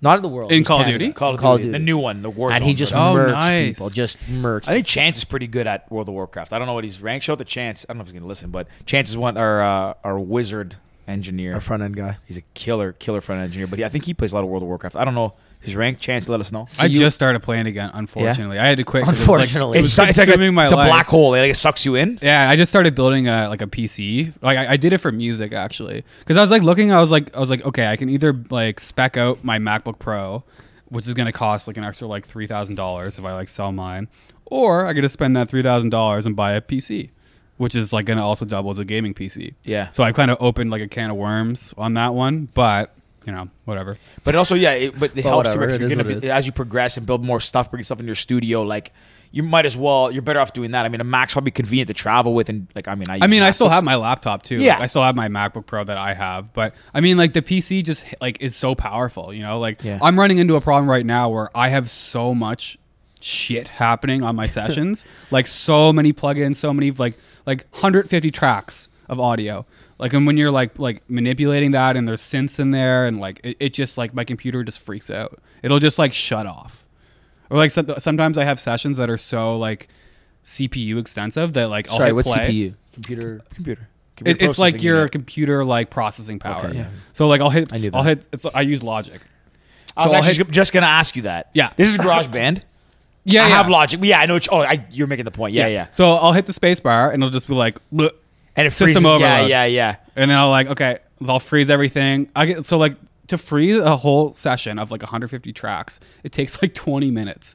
So what freezing does is it basically mutes all of the plugins you have on. So like equalizers, compressors, stuff like that. And then it prints it to audio temporarily. So I could go to the grocery store and back in the time it takes to like freeze a session. So that like totally ruins your workflow. Anyways, I'm getting sidetracked, but No, I got a no, PC, so that doesn't happen anymore. I actually like hearing this because we've had a few DJs and producers on, musicians, and we never really asked about like their setup. There's something Like a hair in my mouth. You're good, buddy. Fucking weird. Feels like there's a hair in my mouth.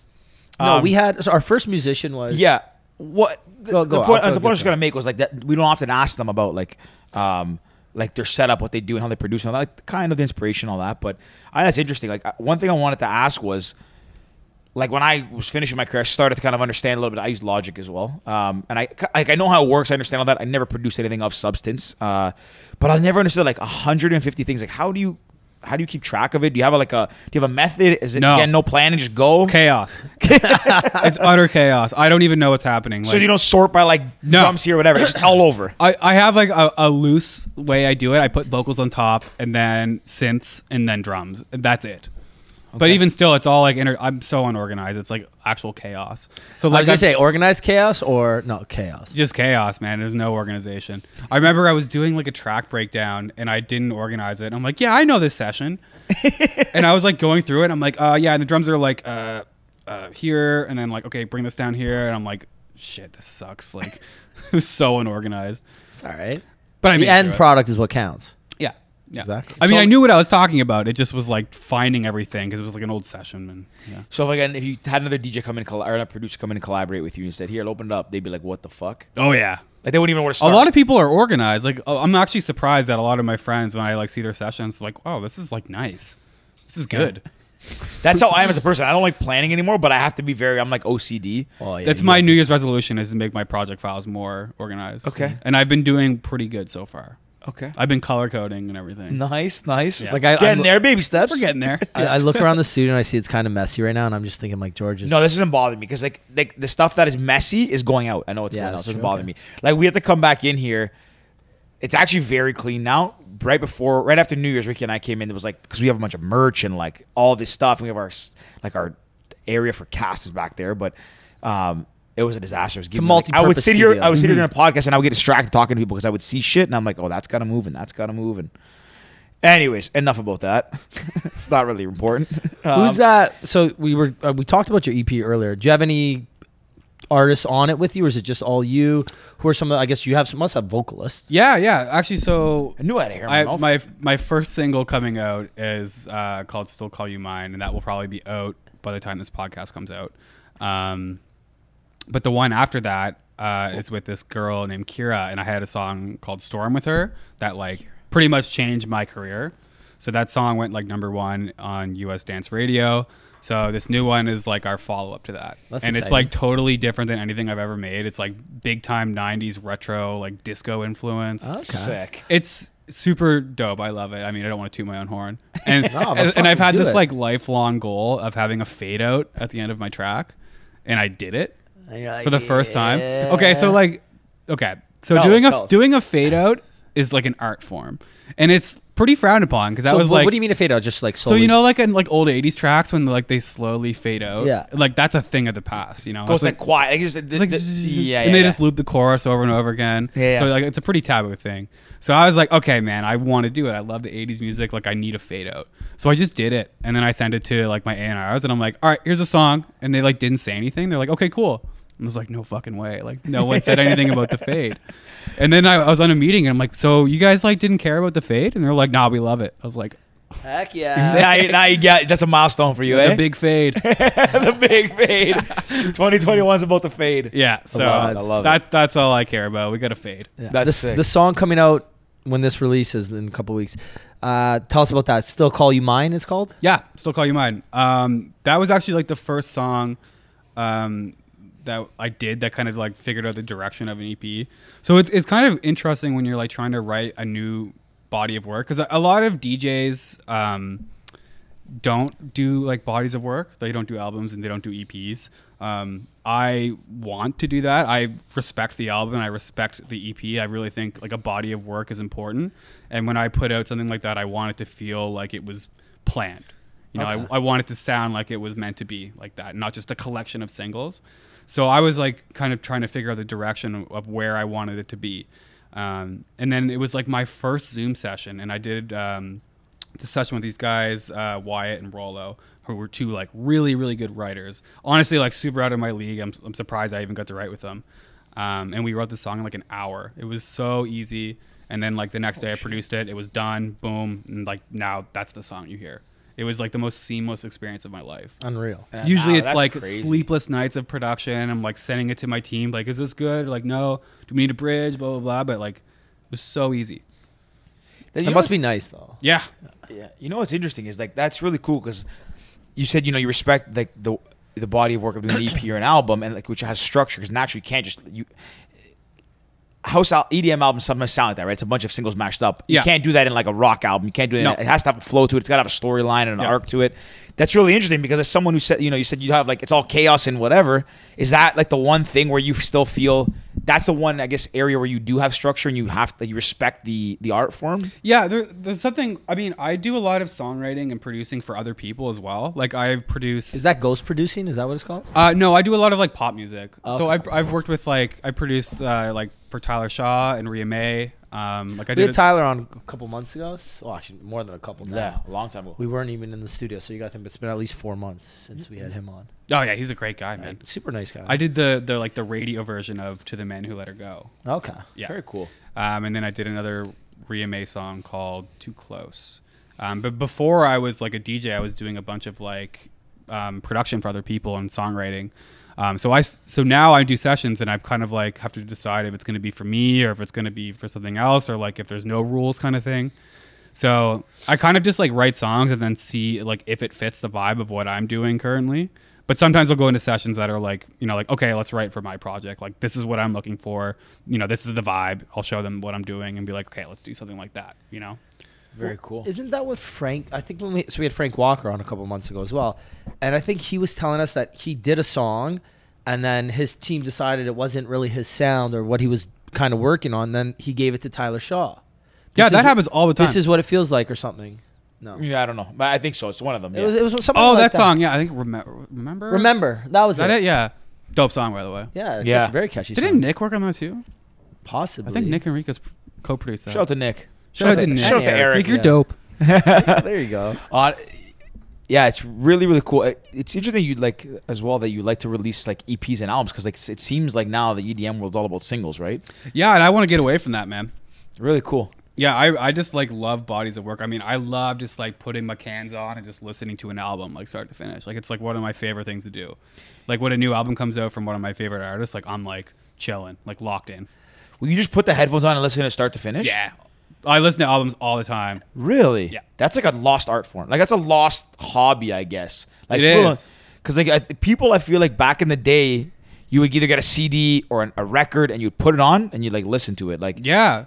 I remember like CDs when I was a kid, not really records. I remember which one did I get first? When I got my first Walkman, I think 50 Cent. With the cassette tape or like the disc? No, the disc Walkman. I was like MP3 player, whatever. Oh, okay, yeah. No, I think the first ever was out. Actually, what's crazy? Not crazy. It's not really coincidental, but I went on like a exchange trip in grade 7 to Nova Scotia, New I Brunswick. love when I hear these news stories that I've never heard. No, I went to PI. I We've went been friends for a decade. to and I've never heard this story. Cavendish. Grade Cavendish, 7. yeah, Cavendish Beach. Yeah, that's when I got my first CD player, right before that trip. First CD I ever got, 50 Cent in the club. Hell yeah. I was this little chubby little Langsta? kid. Yeah. Langsta was my tune. And I dude. listened to it just on loop. There was another CD I had, I can't remember, but I remember that's the last one I can pick in my head that I ever listened like an album start to finish. And it was 50 Cent. I don't know how I just remember that story. You want to know one about me? I remember it was my birthday or something, and my mom took me to HMV in Yorkdale, and I was allowed to buy one CD. And it was between Mary J. Blige. She had that banger that just came out on the radio. Oh, I know what you're talking Let's about. get it. Yeah, I don't know the name of the song. Whatever. Dun-dun-dun-dun-dun-dun-dun-dun-dun. Yeah, that's the one. Yeah. It was that or Jay-Z Blueprint. Oh, Blueprint all the way. So I was like, You didn't get no, I was like, Mary I J. gotta go Blige. Blueprint because like that's the cool album. Blah, it's Jay-Z. Blah, and I remember my mom was like, get what makes you get which one you like the one song the most from. I was like, well, this Mary J. Blige song is huge. I think I listened to that one song a million times, and that's everybody makes fun of me because I listen to the same song just on repeat. Yeah, my it's- playlist is 4 to 5 songs at a time, and then I'm on to the next 4 to 5 songs. And Right. that's it. So I remember listening to that song actually 100 times, and then I got sick of that one song. And I'm like, shit, should have bought Jay-Z. And I remember complaining to my mom when I was like, whatever, 13 or something. Yeah. It's interesting that you still listen, like you do that. You put like your headphones on and listen to like an album Oh, start to finish. I love it. I'm all about that experience. It's a lost art. I think people's attention span is like just too short now, and there's like just too much information happening. But like, I don't know. I feel like the only way to like tune out of like reality is to just like fuck off for a second and just like listen to some music, you know? So you just sit there, like just sit and listen. Literally just sit there. Yeah. Good for you. I love it. Shit. Especially considering you're a Zoomer and you have that attention span. Yeah. That's pretty good. It's pretty impressive. Do you know what I love about record players too? And this is the only time I listen to an album start to finish is on a record player. Sometimes if I actually just want like sometimes I'll get to my condo and if I'm just hanging out, I'll just throw on the record player because if I listen to music on my phone or on Bluetooth, I find myself changing songs consistently. Exactly. That's But the problem. with my records, I only have albums that I fully love. you gotta So get I up know- and like change the needle. Yeah, like, I have a Rufus album. I have a JT album. I have a J. Cole album. Rufus the Soul? Jay-Z. Yeah. Oh, Obviously, fucking crazy so good. dude. So I have Rufus, Jay-Z, J. Cole, Justin Timberlake. Which J. Cole do you have? Forest Hill Drive. That's the best one. Yeah. I was gonna say that's the last album that I've ever when I got it, I have the record as well, start to finish multiple times. I think you told Becca to buy that for me or something. I also let her buy you shoes that you've really never heard of. Yeah. Remember? But anyways, it's relevant. anyways. But Hold on, wait. Go On ahead, the go record ahead. thing, that's my thing. If I want to listen to music and actually listen to music, I'll throw on the record player. Yeah. Because if you're on your phone, I find myself that I pick up my phone all the time. That I'll You'll end up, wander. oh, I don't love this song. Let me change it. Yeah, yeah. But if it's on the record, I'm not going to pick up the needle and try and guess where the next song starts. You just, okay, yeah, it'll be done in 3 minutes. I'll just listen to it. Yeah. Do you have a record player? I used to. I don't anymore. But I literally just ordered one like 2 days ago. So it should be coming like next week. so what's the first record you're gonna get when you get the record? I have one record waiting. It's like Daft Punk 2. Ooh. Yeah, Wow. That's cool. Yeah, it's like still sealed. Like I'm just waiting for this record player to get in to crank it. Because that I your used to have a favorite- record collection, and I just didn't bring it with me because, like, obviously it's so hard to carry records. His parents have a crazy record collection. It's not that much. It's a lot of old Greek music. Man, I was go look at There's some, they had there's some good 80s, 70s, 80s. no, but they even had albums. some good 90s and early 2000s. Those out. are probably ours, mine and Yanni's. Yeah, We because you started guys had adding some stuff. good ones. We were at his house maybe a month ago now, and I was in the basement. I saw these albums. I'm like, or these records. I was like, holy crap, this is crazy. Yeah. Some good Motown. I had ones, one. too. I used to have it in my condo, but didn't work. But that's not the point. I was gonna ask, what's your like of recent albums that have come out, or not records, albums? Any genre? Is there one that's like really resonated with you recently? There was First of all, I think Lady Gaga's new one is probably one of her best albums because it's so interesting and just like cultured as fuck. Like I think it's Lady Gaga's a genius, man. Like a lot of people like don't like understand what she's doing, but like I think it's like a dance album, but it's like also like very like smart pop music. Yeah. I think her album was amazing. I also just like started listening to this album on repeat like 2 days ago. This guy Mako. It's like the coolest new album I've heard in a while. Very interesting, like chord and like chord progressions, like melodic content. It's like drum and bass, but also like pop music, and I don't know. It reminds me a lot of like old Pendulum, and I was a big fan of Pendulum growing up. So anything that gives me like Rob Swire vibes, I'm like into. And yeah, like his new album was fucking sick. Yeah. I'm obsessed with it. I've been listening to it on repeat. I've never heard of them. But when you said Pendulum, you know what it reminded me of? You know a song? The Island. Yeah. What Is it the Steve Steve Angelo remix? so good. That was like, yeah, that's you know what? I have not heard. I have a playlist that I use like it's my like running playlist or workout, whatever. 2020. That's the new vibe. That's stuff you don't like. That's cool stuff. You don't like cool stuff. It's my old stuff like Ingrosso Axwell, like all the old big group stuff like Pseudo's Mafia. My kind of stuff. That song, The Island, when I used to DJ, I used to play it all the time, and I have not listened to it in I don't know how long. I'm gonna play it on the way home. Still bumps. Yeah, it's sick. Now when I connect to my car, my iPhone just goes on shuffle automatically. So I get these That random song was old school good. bangers. Oh, You know, funny story. You know what song I actually have to Google probably every year? Oh fuck. No, I know what it's called. Auto knows Million Voices. Oh, so and I just good. Google You don't know the word? It's like a now, Goosebumps now I generator. remember it now, but probably for the last 5 years, once a year I would Google it. Did you know lyrics? I don't know if I ever said this. I don't know if I'm like I can. Actually, I can. Swedish Mafia was supposed to be doing another tour this past summer. Why is it that you don't know if you're allowed to say this I don't or know. not? Someone told me whatever. I don't really care. But yeah, I heard a bird told me that Swedish Mafia was going to come back to and it got canceled because of COVID, and they were going to have a show in Toronto. Well, I mean, they had that like Miami reunion. They did. So that was Which I think was hype. that was the setup for I think the Yeah, one. I was there. You were there? Yeah, it was sick. Was it during Miami? It was dope. Was it during? Yeah. No, this was you in know this? Miami. Yo, yeah, Yeah, I played was at the too. Rogers Center? 12. Yeah. Sold out. One last tour. You didn't know about this? Wait. This was years ago, though. Yeah, right? yeah, yeah. Oh, okay, I yeah. said 8. No, 7 years ago. I was still dating Amanda. I said 8. You said no, 7. said It's the 5, same. no? I said 8. Oh, I thought It's you the said same 5. number. I probably wasn't even able to go. I think it was all ages. Was it all ages? Yeah, it was. Because my cousin. Oh no, George is older. George is. George is 93. Shout out George. Actually, he'll listen. Shout out to George. He'll listen like 3 months from now. Yeah, he's behind. Yeah, I know. They played one last tour. I can remember, like, yeah, that was crazy. And we all went to Gaga. I'm still of the belief that was a pure marketing play. It wasn't that they were like hating each other. They just realized that their careers pinnacled, so they were gonna cash out on everything, do one tour, make all the money they can, go off to their own careers for 5 years, whatever, or 7 years, and then just come back to her again. I think it was Steve Angelo, though. He was the one who didn't want to do it. You think so? Yeah, that's why they did Axwell and Grosso. Yeah, That's no, fair. Steve, like he did. We saw them. We saw them the in first year. Ushuaia. Ushuaia, Ibiza. Ibiza? Oh. They're so good. I saw them in Miami Bro, too. nuts. They are together. They are. Their sets are like masterpieces. Yeah, agreed. Like I went to Miami for the first time probably like 3 years ago, and this is when I was like just like I was a producer first, you know, like I was never like a DJ, and I had to learn to DJ basically, so I'm like I have no idea what I'm doing. So when I went to Miami, I was like, I'm just kidding. I've learned now. No, I'm kidding. Well, thank you though. I'm terrible. So I went to Miami, and I'm like studying what they're doing. You know, I'm like really trying to learn. Also like partying, but like, you know, I'm there to like learn. That was that was a the good goal. transition. Okay, I got Yeah, or like why is their set so good? Anyways, like their set stood out to me the most. I was like, holy shit, it's perfect. It's really good. Like the peaks and the valleys, and there was these moments, and like I was just like, damn, dude, like that's a set. Do you notice that when some DJs that you look at them, like those guys are having fun? Yeah. And it just makes it so much more enjoyable. Whereas when you look at sometimes Steve Angelo, and there's always that one video that plays where it's a pre-recorded finale of a set. So the last like 15 minutes, you see he basically doesn't even do anything. Yeah. Really? And so Steve Angelo, there was this video that came out from Ultra. So with the pyro and everything, the last 10 minutes has got to be planned. It's pre-planned completely. Oh yeah. The last 10 I to mean, 15 minutes. I would argue a lot when you're that big. A lot of your set is just like Yeah, you're Pretty still it's all playing. planned. Coast- But It's it's all planned. This is Yeah. what. Sorry, not to coach out. This is what I never understand. I mean, I understand it because I've DJ'd, but I don't understand it because like.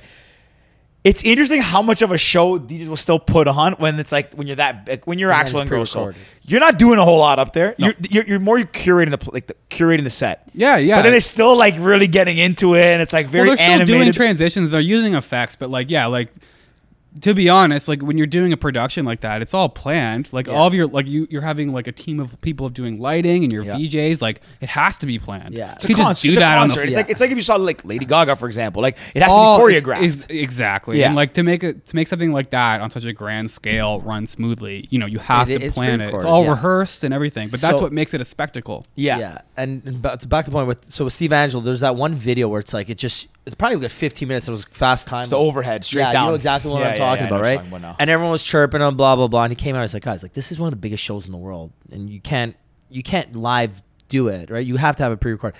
But I remember we saw Axwell and Grosso at Ushuaia, and again, My first time ever in Ibiza. Yeah, I know most of it's probably pre-recorded and pre-planned, but to us, it looked like they were just winging it and having the time left. And again, I know it's not, but when you're there and you had a couple pops, you're like, these guys are just in the moment having the best time ever. And I felt it. Ushuaia is a fucking And it's sick outdoor and the venue. planes are never flying been, over and man. the fireworks and the lights and the this and the that. And One of my favorite pictures I've ever had. A lot of photos on my phone. One of my favorite ones from a party is Ushuaia. It's like dark, the stage lit up, and you see planes just flying over at sunset. That's a good one. I think I've copied that It's one of the best. Like, I mean, I've been fortunate to go to a lot of sick venues and festivals and all this stuff through my life. Not even like as after DJing, like just to be as a fan.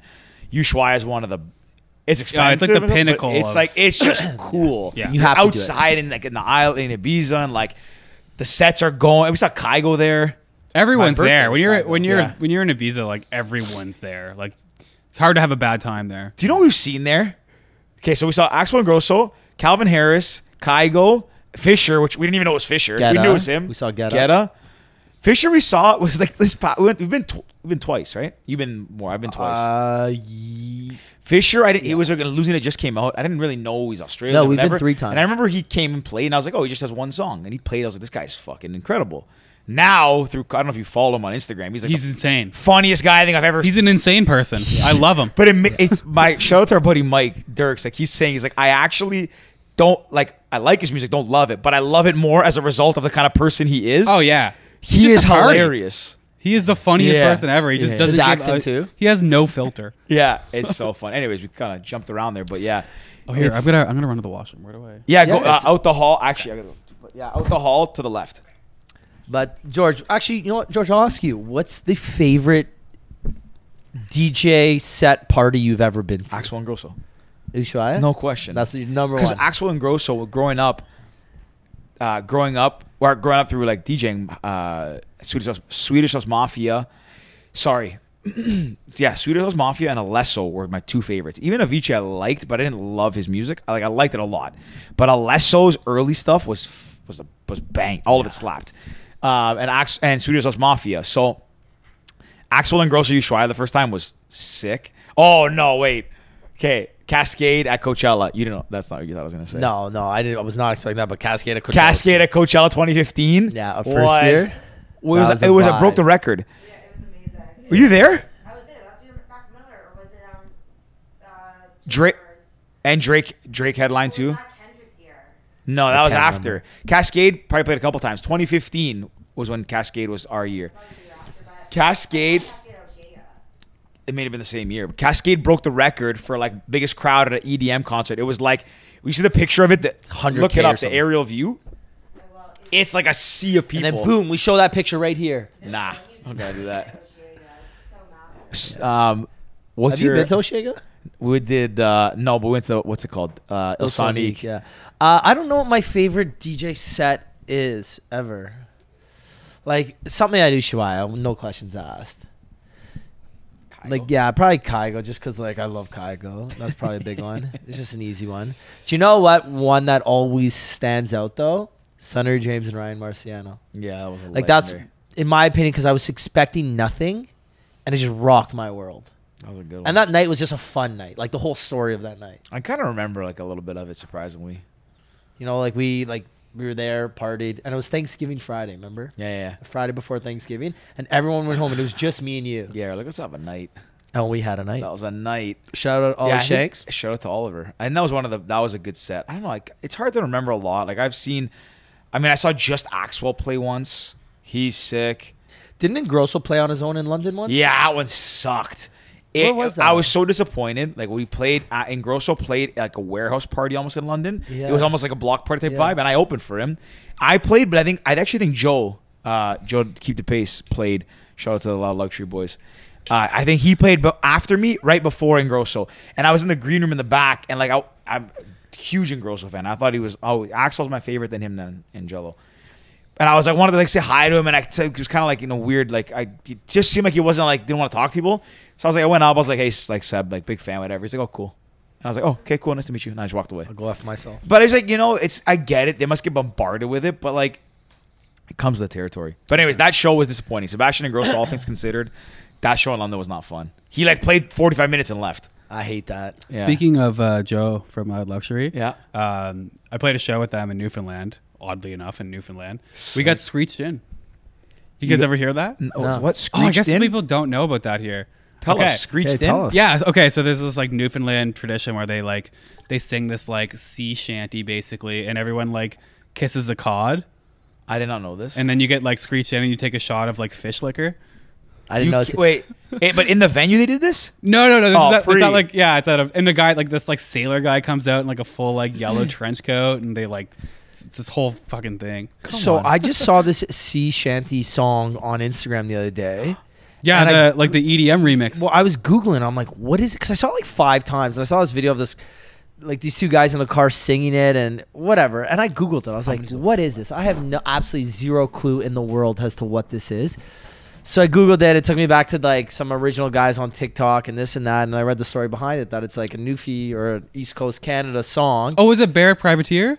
I can't remember, Was but that I know. The was- song's yeah, Sherbrooke? No. Yeah, No. whatever it is. You know what I'm talking Yeah, about, yeah. right? So I ended up Googling it, and it took me back to the original, which is quite funny. So I didn't wonder know if it that. was the Bears Privateer. Because that's like a classic Yeah. on the East Coast. So we ended up, me and Georgie went to school with Joe. We went to Western. We're a little bit older than Andrew. Andrew's around your age. So, but Joe, so I used to throw parties again. And George was my DJ, and Joe was one of my like other DJs. So me and Joe go way back, and we kind of reconnected in Miami a couple of years ago. Because Adrian Simon, one of their managers, is like a good friend of mine. So I was like, hey, Adrian, like I'm in Miami. Like you guys are playing at Live, ironically the same night. So I texted him. He's like, yeah, come meet me here for dinner, blah, blah, blah. We'll go out, we'll have a time. So we went for dinner. Then we went to Live, and Live was wild. And this is like when Body is the biggest song in the EDM world at the time. So we ended up going to Live after Live 11, and you know how that goes. But yeah, since then, I've seen them. We actually did. So that was let's say February 2019 or something. Yeah. We did. So they play Veld every year. We saw them at Veld. Then me and Georgie, we were in Ibiza for my birthday last, not 2020, 2019. And they're playing in Copenhagen. So they call me for my birthday. Like, Rick, happy birthday. But I was like, where are you? I'm like, I'm in Ibiza. Where are you guys? Like, Copenhagen. And Joe's like, you won't come to Copenhagen. I'm like, no, I'm not coming to Copenhagen. We're going to Barcelona next. Long story short, me, Georgie, and one of our other buddies ended up flying to Copenhagen for legit 18 hours. They played this like music radio festival, and then they played this like little underground party after. We had a wild time, but That was a blast. in Copenhagen, eh? in Copenhagen, we Is it were there Denmark? for we were there for 18 hours. I don't even think 18, probably like 16 hours. Wow. So It you was- like enough time to get It to was the enough airport. time. We got to the hotel, checked in, showered. Literally didn't even nap. Went Went to straight the to this. club. No, it's because it was at Tivoli Gardens, which is an amusement park, one of the oldest amusement parks in the I world. think the oldest in the world. The oldest in the world. So we went there, and they're like, oh, we're playing this little radio show. Well, it turns out this little radio show is like a 25, 30,000 person like radio show. Oh, like it's like a big. Yeah, it's a radio festival. Yeah. But yeah, it was a wild time. But Georgie, now that you're back, I think this is the part where we usually start to wrap it up, unless you got anything else. Let me think. How long has it been? We're about Almost 80. about an hour and yeah, 20, 80 minutes, yes. And then Damn, the- that went by quick. Yeah, It does flies go by. Hey, it goes by quick when you're having fun. So this is the part where we usually start to wrap it up. And Ryan or Famba, we appreciate you coming on and chatting with us and sharing a different side of your life that people don't always know. We've got 2 questions we always ask every single guest. Okay. The first, if there was a movie about your life, who would you want to star as you? Could be anyone from any given time. Oh man, I don't know. I have no idea. I mean, like if I was doing some kind of like action movie, it would be like definitely Tom Cruise or like like Keanu Reeves. We were just talking about Keanu Reeves earlier. Well, actually, I just shot a music video that was based off of like John Wick. Come on. It's like an action music video. Is this for the song, like the one coming For out? Still Call You Mine. Yeah, it's insane. No one's gonna expect it, but like, Love yeah. it. We're gonna so let's we're just gonna go with Keanu Reeves. Is it releases the same day? Like it'll be No, out. it comes out like 2 weeks after or a week after. When it's Okay, out, so it'll be out we'll soon. hit it We up. just Yeah, shot it. It was insane. I kicked a guy through a wall. Like, Come I had on. a stunt double. Oh shit! That's sick. Yeah. You shoot it like Toronto? Yeah, No way. yeah, it was wild. That's honestly Do so you need cool. extras for your next music video? Give me Georgia. a hell call. yeah. 100%. 100%. Love it. The last question, last question. If you could give one piece of advice to your younger self, what would it be? Just don't sweat the small things. I used to get so like in my head about the music industry, which is like such a toxic cesspool of an industry. It's like, man, just like chill, just like go with it. Yeah. You know, you can't change anything about the industry, so just like ride with it. It's good I like advice. that. Yeah, music industry sucks, but I mean, like, like the perks of it are great. Like, it's a great industry, but like, man, there's a lot of like bad in it. A lot of like It's hard on the bureaucracy old noggin. and yeah. And I think you feel like you should be up here and you're making these songs and it's like there's like a whole game and thing and everything. Yeah. Bunch of shit. Just don't sweat the small things. I love I it. like that. Yeah. I like that. Well, you know, like honestly, man, it's been a lot of fun. Like it's been a really cool episode, especially seeing the other side and finding out more. Like, you know, obviously the career everyone wants to know about, but we like to talk about, like we said, like what people don't know about them to show kind of like the, I don't know, the human side and the side of like people that wouldn't see. The real part to you. Yeah. Yeah. But I mean, like obviously you're I don't want to say early on your career, but obviously your career's on the uprise in the early parts. So, you know, we can't wait to see where it goes. And I mean, you know, you're always welcome back. Yeah, thank you, obviously, man. like as things go back to kind of normal, and you have some. I know you're gonna have. Well, we know you're gonna have some exciting stuff to announce and all that stuff. So, And if you ever want to do a live set in here, I would love to. we'll do a live set. We'll maybe. jam. Yeah, shout we'll out to Shep. Shout out to Shep. Did you see we did a live Hello Sunday set here, which was super fun. That day Crazy. was really a lot of fun. Also, on that note, Ryan has to be the nicest guy to ever come in the studio because he was about to hit a drop and he got on the couch. He took his shoes off to get on the couch. Have you ever seen, like, I saw that's that. Canadian shit, dude. I saw that. I was like, this guy, his DJing. So when you're like, you're a rock star. He undid his Vans and got up, then got back down, put him back on. I was like, dude, you could have just kept We him need to on. make a reel of class. that. We need to make a reel of that, like Canadian DJs, right? there. Yeah. That's good. That's funny. Brian, Famba, sorry. If people want to find out more about you, what you're doing, new releases, where can they go? At Famba Music on everything. Beauty, and we'll plug it in the comments. And at Famba Music on Cast. Or Famba. Or Famba. Cast. I'm gonna snipe that. Yeah, you got it. We like it. This has been a blast. Yeah, if you made it this far, don't forget to subscribe, follow Ryan Famba. Man, how many times are you going to mess that up? It is what it is. It's my name. Yeah, that's it. Anyways, You just throw- always gets it. if you made it to the end, we appreciate you. We love you Too guys. many Cottage Springs. Yeah, Again, hit us up if you made it to the end. First person to hit us up, we'll get a sweater and a shout out. Follow, maybe even Ryan Famba will follow you. And that's Bro, it. you guys are That's it. joking. That on purpose. Signing off, pals. Cheers. See ya.